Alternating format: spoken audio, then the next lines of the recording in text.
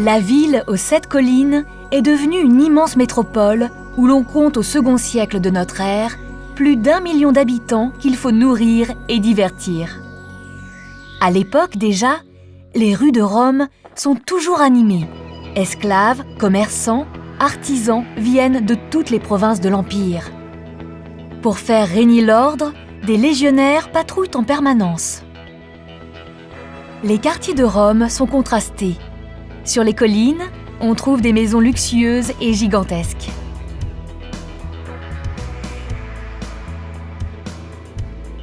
Tandis que les quartiers populaires sont saturés par le nombre d'habitants.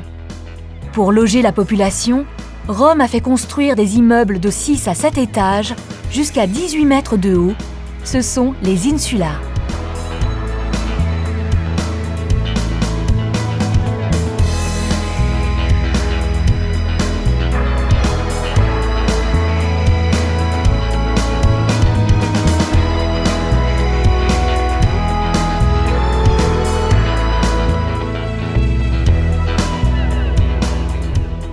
Quotidiennement, les Romains se retrouvent aux bains publics, les thermes, où le prix de l'entrée reste modeste.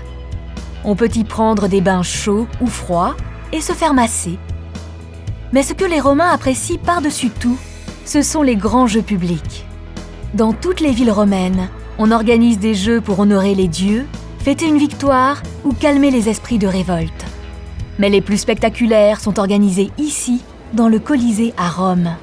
De forme ovale, le Colisée mesure 189 mètres de long, 156 mètres de large et 48 mètres de haut. Il peut accueillir de 50 000 à 75 000 spectateurs.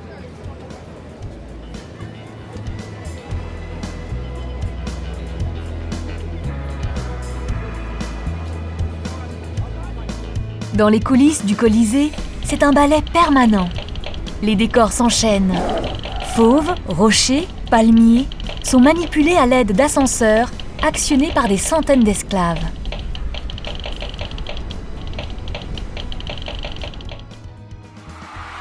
Les Romains découvrent ainsi les paysages des différentes provinces de l'Empire.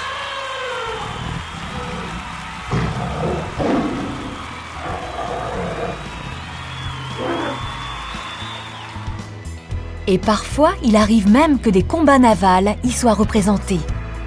L'arène du Colisée est alors transformée en véritable lac.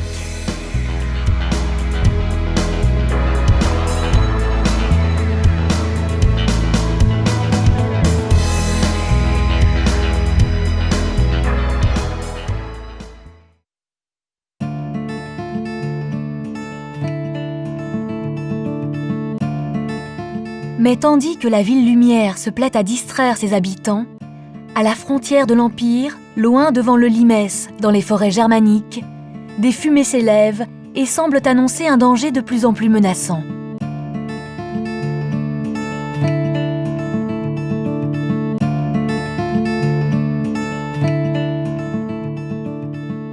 Bientôt, ce sont des populations entières qui, attirées par tant de richesses, vont franchir les limites de l'Empire romain.